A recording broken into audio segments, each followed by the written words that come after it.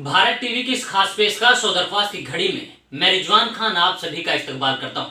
आज भारत टीवी में होगी पुनहाने वाले मामले के ऊपर जिस तरीके से लगातार राजनीति गर्माती जा रही है। इसके अलावा हम लोग बातें करें कि जो लड़ाई हुई वो कहीं ना कहीं धार्मिक संप्रदाय से जोड़कर देखी जा रही है और उसका असर कहीं ना कहीं पूरे पुनहाना विधानसभा में देखने को मिल रहा है या फिर यूँ कहें कि पूरे मेवात जिले में देखने को मिल रहा है। लेकिन अब एक और बड़ी जो खबर सामने आ रही है वो ये है कि जो पुनहाना के डीएसपी हैं अशोक जी, उनका तबादला कर दिया गया है और होडल के जो डीएसपी हैं विवेक चौधरी जी, उनका ज्वाइनिंग पुनहाना में कराई जा रही है। लेकिन अब बड़ा सवाल ये है कि क्या जो ये झगड़ा रहा है, क्या जो मामला रहा है पुनहाना का, इसका डीएसपी का तबादला कराने से कोई हल निकल पाएगा?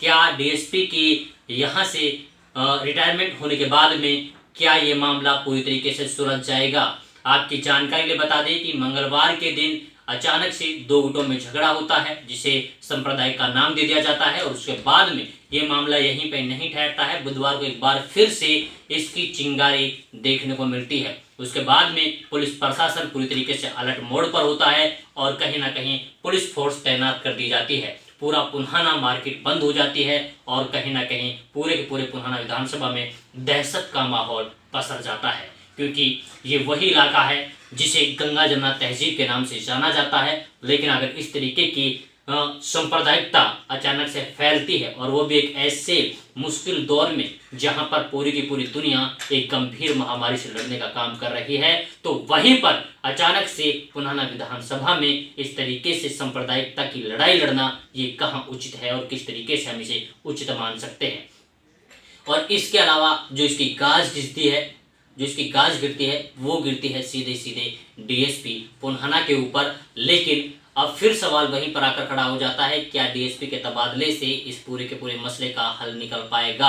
और हाँ, अगर आप निकल पाएगा तो आप भी अपनी राय इस कमेंट में रख सकते हैं। वैसे पिछले कई दिनों से अगर देखा जाए तो पुनहाना विधानसभा में कुछ अच्छा नहीं चल रहा है। कुछ लोग ऐसे हैं जो चीज़ों को बिगाड़ने की कोशिश कर रहे हैं, तो कुछ लोग ऐसे हैं जो इस मामले को सुलझाने की हर संभव कोशिशें करते हुए नजर आ रहे हैं। खैर, आज की पंचायत होनी थी, लेकिन पंचायत में क्या मामला निकलकर सामने आता है, क्या सोल्यूशन निकल कर आता है, उसकी जानकारी भी हम आपको देते रहेंगे। लेकिन आप अपनी राय रखिए, आप अपने यानी कि अपनी राय कमेंट बॉक्स में दीजिए कि क्या इस तरीके की सांप्रदायिकता फैलाना, क्या इस तरीके से हिंदू मुस्लिम के बीच में मनमुटाव करना, क्या इस तरीके से हिंदू मुस्लिम के बीच में दरार पैदा करना, ये कहाँ तक उचित है?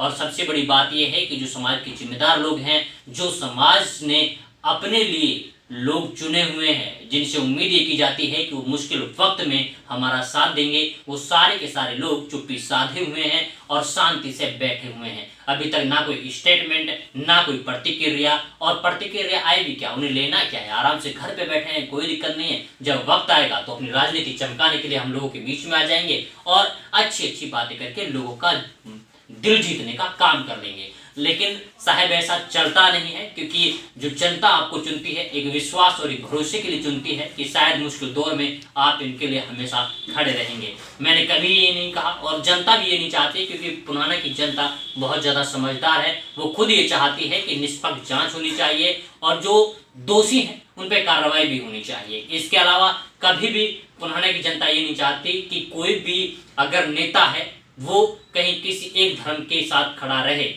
कभी ऐसा ना तो किसी मुस्लिम समुदाय ने कहा है, ना कभी किसी हिंदू समुदाय ने ये बात कहा है। लेकिन हाँ, इतना जरूर है कि लड़ाई होती रहती है और अक्सर ऐसा हो जाता है। लेकिन ऐसे में कहीं ना कहीं सॉर्ट आउट करने के लिए आप लोगों को जनता के बीच में आना चाहिए। लेकिन ये कहाँ की उचित की बात है कि आप आराम से चुप्पी साधे हुए हैं, हाथ पे हाथ धर के बैठे हुए हैं, आंखें बंद है, जो हो रहा है होने दीजिए, हमें किसी से क्या लेना देना है। हालांकि आप क्या चाहते हैं, आप अपनी प्रतिक्रिया कमेंट बॉक्स में रखिए, क्योंकि आपकी आवाज़ हर किसी के लिए मायने रखती है। क्योंकि आप भी समाज के हिस्सा हैं, आप भी अपनी बातें रख सकते हैं और बता सकते हैं कि क्या जिस तरीके से पुनहाना विधानसभा में ये सारी चीज़ें हो रही हैं ये कितनी उचित है, क्या ये सही है, ये गलत है।